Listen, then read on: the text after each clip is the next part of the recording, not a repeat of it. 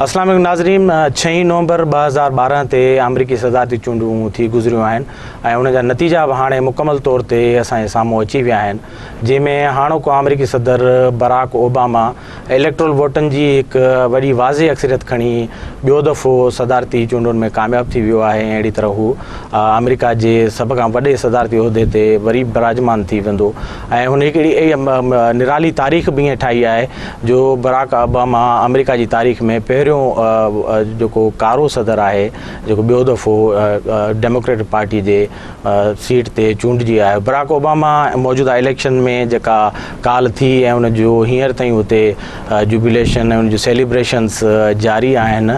उते अमेरिका में थोरो जो तमामु घणी राहत थी वई आहे, पर माण्हू अञा ताईं उन्हनि जशननि में मुख़्तलिफ़ स्टेट्स में उन्हनि में आहिनि। बराक ओबामा इन इलेक्शन में वाज़े तौर ते 303 इलेक्ट्रल वोट खया आहिनि, जॾहिं त संदसि मुख़ालिफ़ उम्मीदवार रिपब्लिकन पार्टी जे मिट रोमनी संदसि मुक़ाबले में 206 इलेक्ट्रल वोट हासिल कया आहिनि। अहिड़ी तरह वाज़े बरतरी ओबामा खे इन इलेक्शन में हासिल आहे। ॿियो जेको इन इलेक्शन जो एस्पेक्ट आहे उहो इहो आहे त लॻभॻि अॻियनि चूंड नतीजनि वांगुरु स्टेटस को बरक़रार रहियो आहे, यानी त जेके कांग्रेस जा ऐवान आहिनि 2 सेनेट ऐं हाउस ऑफ रिप्रेजेंटेटिव उन्हनि में स्टेटस को बरक़रार आहे।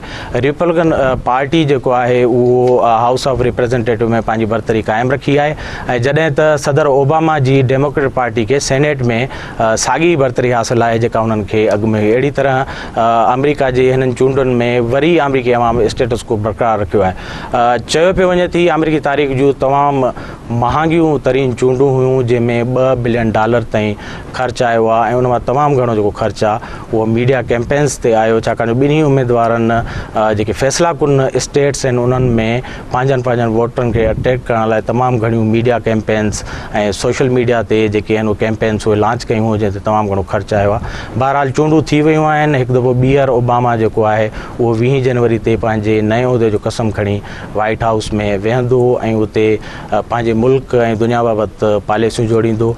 इलेक्शन खां अॻु बि ओबामा मुल्की सतह ते बि तमामु घणा मुआशी ऐं मुख़्तलिफ़ क़िस्म चैलेंजिस खे मुंहुं ॾेई रहियो ऐं बैन अल-अक़वामी सतह ते बि तमामु घणा चैलेंजिस हुआ जेके स्टेज पिया कनि अरब वर्ल्ड खां वठी साउथ ईस्ट एशिया ताईं ऐं ख़ुसूसी तौरु पाकिस्तान ऐं अफ़गानिस्तान वारी रीजन में बि तमामु घणा ओबामा खे इंटरनेशनल फ्रंट ते जेके सुवाल हुआ जिन खे मुंहुं ॾियणो हो ऐं हाणे हू चूंडिजी आयो आहे ऐं हिकु दफ़ो ॿीहर इन्हनि सभिनी फ्रंट्स ते कीअं पंहिंजूं पॉलिसियूं तरतीब ॾींदो ऐं अमली तौरु कीअं वेंदो, इन्हनि सभिनी सवालनि ते असीं पंहिंजनि तजनिगारनि सां बि ॻाल्हाईंदासीं ऐं असां सां स्टूडियो में गॾु मौजूदु आहिनि सीनियर सहाफ़ी ऐं तजनिगार मोहसिन बबर साहब।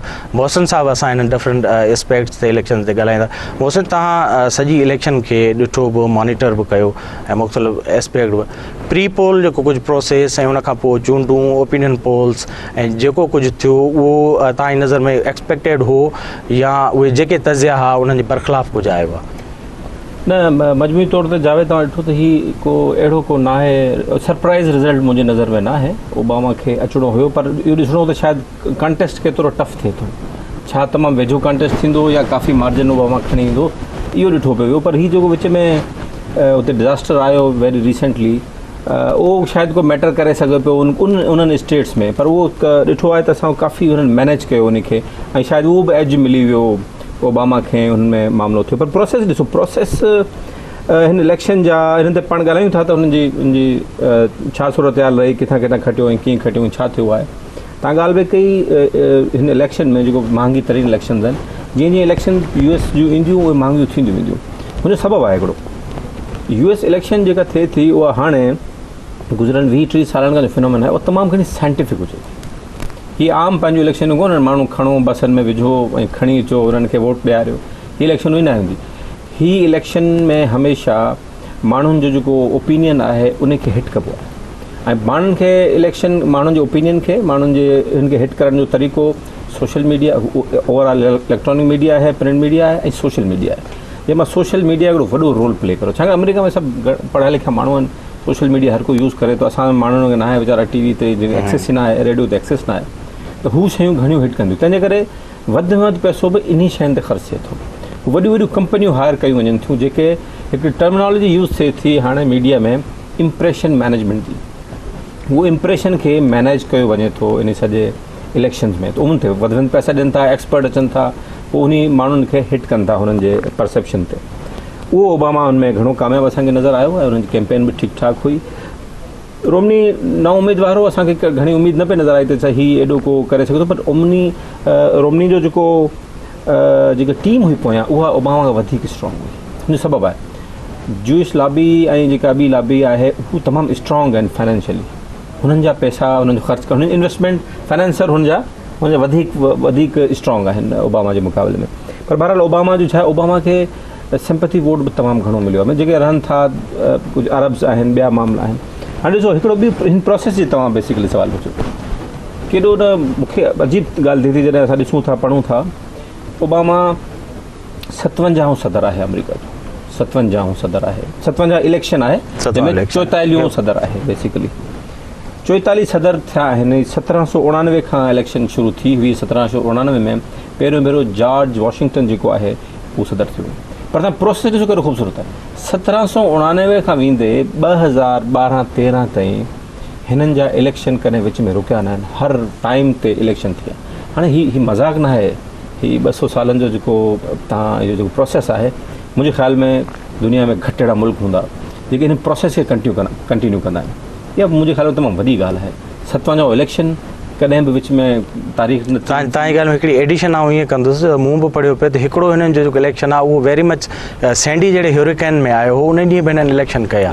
इलेक्शन डे ह्यूरिकेन था सॾनि। हिते असां वटि थोरो 2 माण्हू मरी वेंदा थी सघे थो, भई चवंदा असीं इलेक्शन असां ख़तमु करियूं था। ऐं जो हिते सियासतदान इलेक्शन खां राय फ़रार अख़्तियार कंदा आहिनि।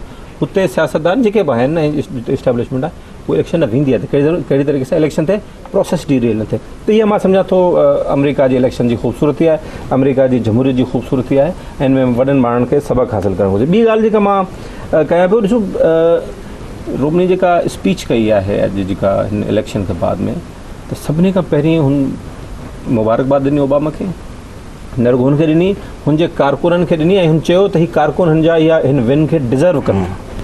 ॾिसो केॾी न ख़ूबसूरत ॻाल्हि आहे त हू हुनखे मुबारकबाद ॾियो, कारकुननि खे ॾिए थो, चए थो हुननि वधीक महिनत कई खटे।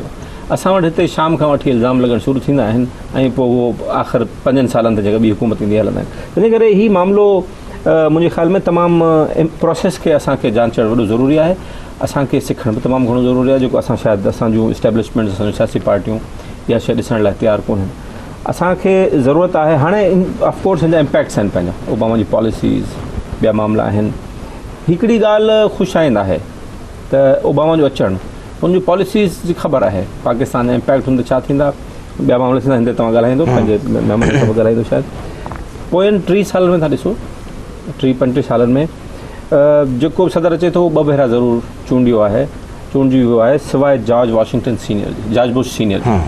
जॉर्ज बुश सीनियर सिर्फ़ु हिकु दफ़ा आयो हो, बाक़ी जेके बि सदर आया आहिनि, रेगन जेको जूनियर बुश आहे ऐं बिल क्लिंटन आहे, हुन खां पोइ सभु दफ़ा। सो इहो हिकिड़ो ट्रेंड असांखे गुज़िरियल 3 सालनि में हाणे थोरो घणो नज़र अचे। अच्छा मूंसां तव्हां मीडिया जी ऐं हुनजी सॼी परसेप्शन मैनेजमेंट जी हुनजी सॼी ॻाल्हि कई। इलेक्शन खां हिकिड़ो ॾींहुं अॻु में ताईं जेके ओपिनियन पोल्स पे आया उन में चयो त it will be a neck to neck fight, ऐं जेके मुख़्तलिफ़ असां ॾिठा पिया सर्वे हुन में, इवन जॾहिं जेका अर्ली पोलिंग हुई उहा शुरू थी, हुन जा नतीजा आया त उन में बि हिकिड़ी नंढड़ी माइनर स्टेट हुई 5-5 ते टाए थी, त हिननि चइबो त इहा ॾाढी क्लोज़ फाइट आहे। तव्हां सम्झो था त अमेरिकन जेको वोटर आहे, थोरे जो मेजरमेंट जा इलाही साइंटिफिक तरीक़ा आहिनि माण्हुनि खे जज करण जा, पर पोइ बि उन्हनि खे सभिनी ओपिनियन पोल्स खे डिसीव थो करे, ऐं उन्हनि जी हिकिड़ी पंहिंजी सोच आहे। इवन असां वटि गैजेट्स तमामु घणा अची विया आहिनि, पर तव्हां ॾिठो त सिनेरो डिफरेंट हो, जीअं प्रोजेक्शन्स जेके आयूं पे।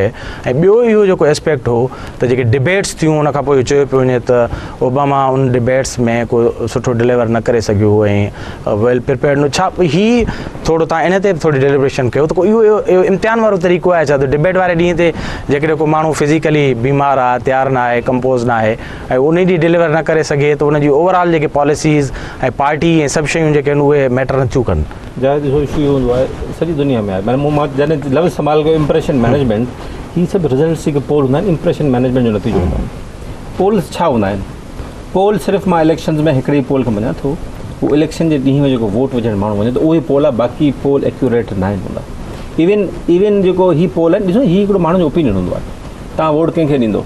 मां ओबामा खे वोट ॾींदुसि, मां रोमनी खे वोट ॾींदुसि। हिकिड़ो परसेप्शन माण्हू जो पुछनि था, राय पुछनि था। जेको माण्हू इलेक्शन में, असां तव्हां जॾहिं वॾियूं ॻाल्हियूं कंदासीं इलेक्शन खां पहिरीं, पर जॾहिं इलेक्शन में वोट विझण वेंदासीं पोइ हुते इम्तिहान जो वक़्तु हुते हूंदो आहे, उते पोइ असां पंहिंजा फ़ैसिला बि चेंज करे सघूं था, ॾिसूं था यार कंहिं फ़ाइदो ॾिनो कंहिं न ॾिनो, जेको बि आहे उन हिसाब सां इलेक्शन डे जो पोल आहे मुंहिंजे ख़्याल में उहो सभिनी खां सुप्रीम पोल आहे। हिकिड़ो ॿियो पोल थींदो आहे which is exit poll. Exit poll छा हूंदो आहे, माण्हू ॿाहिरि निकिता हुन खां पुछो तव्हां कंहिंखे वोट ॾिनो, हाणे उहो बि एक्यूरेट न आहे, माण्हू न ॿुधाईंदा आहिनि त मां कंहिंखे वोट ॾिनो कंहिंखे न ॾिनो, पर के ॿुधाईंदा बि आहिनि मां हिनखे ॾिनो, क्लियर हूंदो आहे, उहो बि एक्यूरेट न आहे। हीअ हुनजो हिकिड़ो सैंपल हूंदो आहे, चंद हज़ार माण्हुनि खां वधि एग्ज़िट पोल पोइ छा कबो आहे हुनजो एनालिसिस थी साम्हूं अची वेंदो आहे त हीअ माण्हू चवनि था, उहो बि एक्यूरेट न हूंदो। जीअं पाण पहिरीं में ॻाल्हि कई त असांखे उमेदु हुई त शायदि नेट टू नेट मुक़ाबिलो थींदो बेस्ड ऑन जेके बि ॻाल्हियूं पोल्स एंड सर्वेज़ आहिनि। पोल्स एंड सर्वेज़ पाकिस्तान में बि थियनि पिया, इहे अमरीकी साॻा इदारा पाकिस्तान में पोल्स एंड सर्वे कनि पिया, हुन ते वॾा सवाल उथारे वञनि पिया।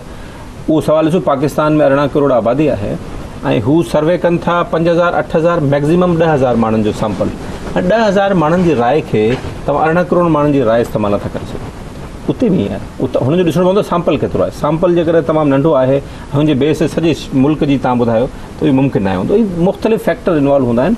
जेसिताईं तव्हां ॻाल्हि कई डिबेट जी, मीडिया ते तमामु घणो पैसो ख़र्चु थींदो आहे हाणे, ऐं मीडिया मैनेजमेंट जंहिंजी बहितरीनु हूंदी, जंहिंजी टीम बहितर हूंदी, जंहिंजो कमु सुठो हूंदो, उहो ई हुनखे माण्हुनि जे इम्प्रेशन खे हिट कंदो ऐं पोइ वोट जे ॾींहुं ते हुनजो कमु ईंदो। मौसम इलेक्शन ॿियनि एस्पेक्ट्स ते पाण ॻाल्हि ॿोल जारी रखंदासीं। हिते वक़्तु थियो आहे हिकिड़े नंढे ब्रेक जो। नाज़रीन, अमेरिका जे इलेक्शन, उन्हनि जे चूंडूं ऐं नतीजनि ऐं उन्हनि जे पवंदड़ असरनि ते अॼोके प्रोग्राम में असां ॻाल्हि ॿोल करे रहिया आहियूं पंहिंजे पैनलिस्ट सां ऐं पंहिंजे एनालिस्ट सां। असां गॾु रहिजो, ब्रेक खां पोइ वरी अचूं था।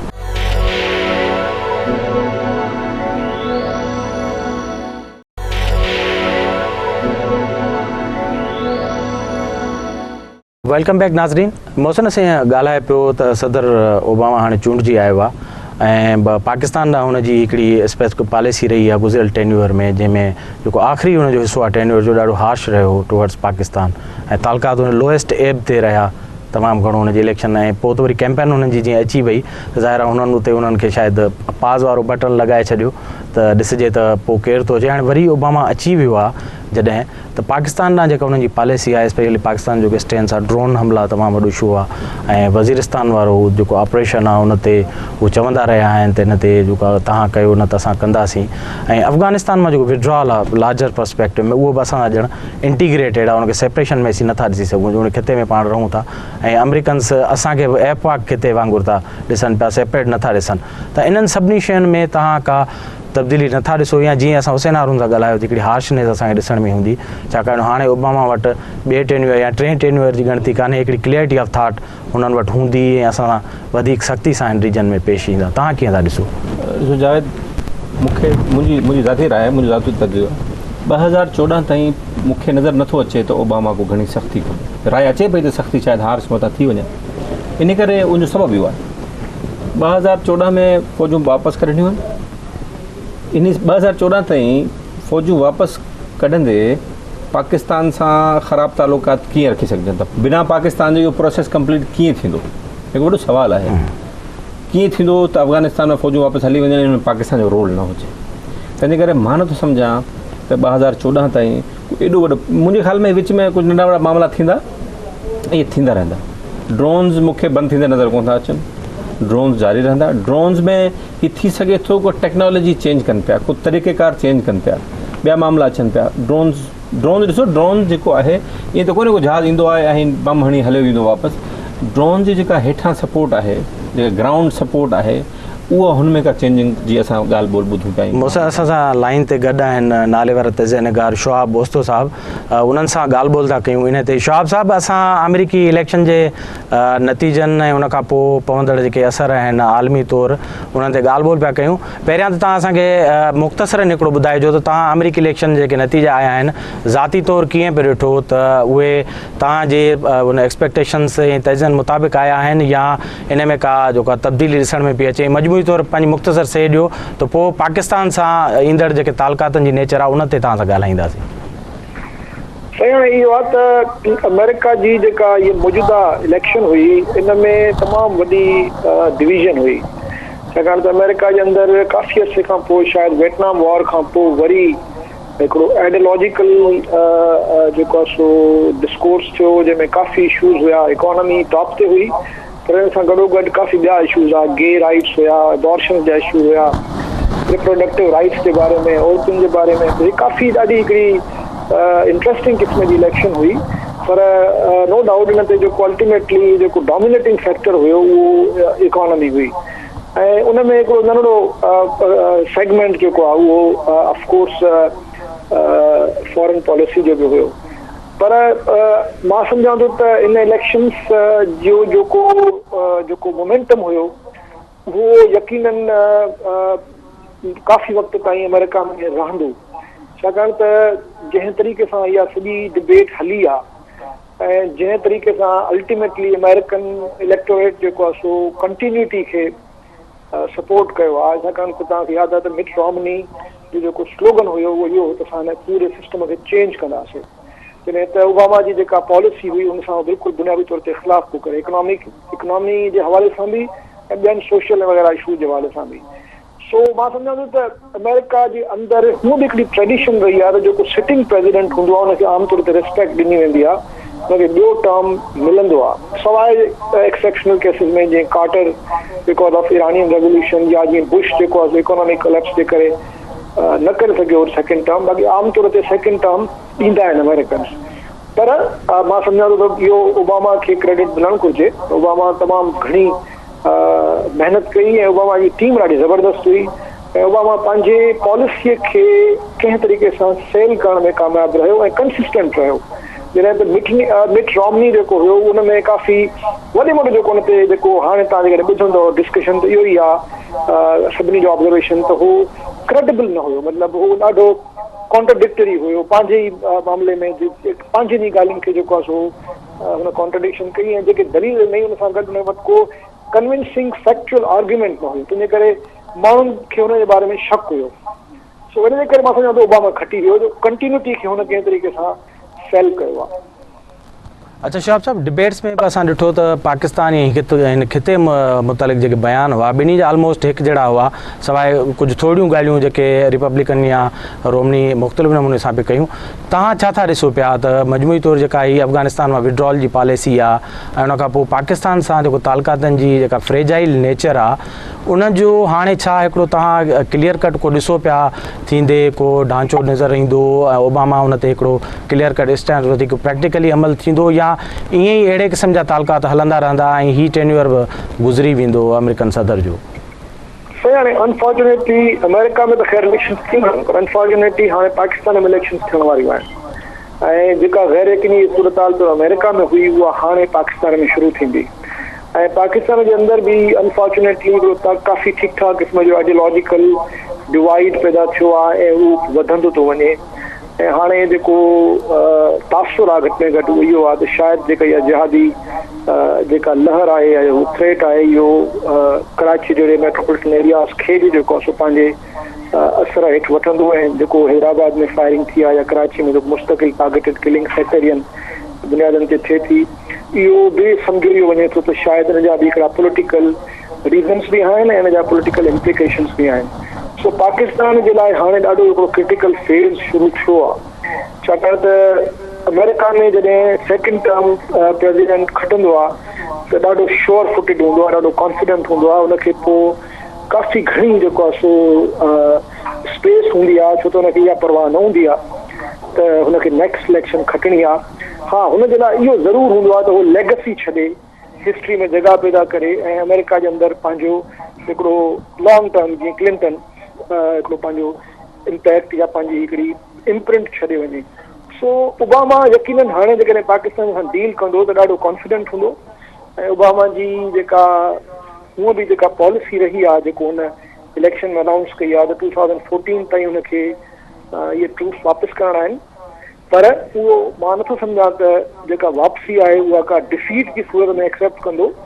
उहा वापसी जेकॾहिं थींदी बि त उनखे अहिड़े तरीक़े सां फेस सेविंग जे हवाले सां कई वेंदी त ॼणो इहा शइ महसूसु न थिए त अमेरिकन्स हैव बीन डिफीटेड। सो हिन जे करे उहो ठीकु ठाक क़िस्म जो प्रेशर विझंदो पाकिस्तान ते ऐं पाकिस्तान में जेके इहे हाइड आउट्स आहिनि जेके जिहादियुनि जा उन्हनि खे ख़तमु कराइण लाइ उहो हाणे बिल्कुलु तमामु घणो प्रेशर विझंदो ऐं पाकिस्तान इन करे प्रेशर क़बूल कंदो जो पाकिस्तान जे अंदरि स्टेबल पॉलिटिकल सिस्टम जेसि ताईं अचे पाकिस्तान जी इकोनॉमिक सिचुएशन ॾाढी ख़राबु आहे ऐं तव्हांखे ख़बर आहे त हाणे असांजो तक़रीबन जेको source of foreign exchange earning आहे उहो या त कोalition सपोर्ट फंड आहे या वरी पोइ तव्हांजो जेको ॿाहिरों फॉरेन रेमिटेंसिस था मोकिलनि असांजा पाकिस्तानी।